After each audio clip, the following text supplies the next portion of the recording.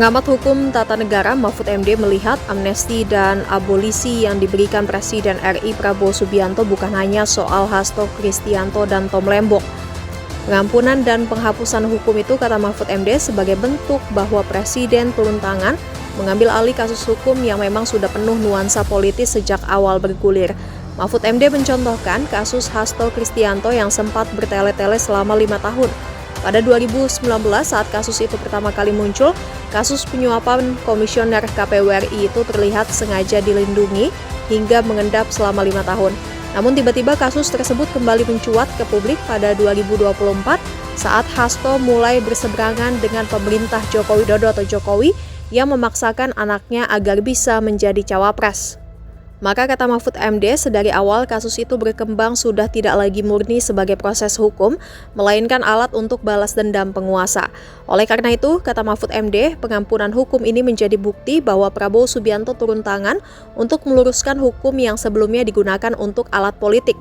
Mantan Menko Polhukam Mahfud MD juga berharap pengampunan hukum ini diberikan Prabowo Subianto terhadap pihak lainnya yang juga dipenjara karena tangan penguasa.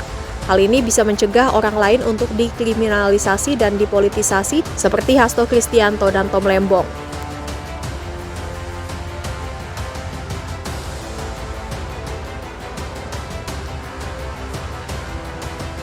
Teriakan masyarakat yang bersumber dari public common sense tentang rasa keadilan sekarang membuahkan hasil. Saudara Hasto Kristianto dan saudara Tom Lembong yang keduanya telah divonis dijatuhi hukuman penjara oleh pengadilan negeri sekarang mendapat amnesti dan abolisi yang artinya keduanya nanti harus dibebaskan.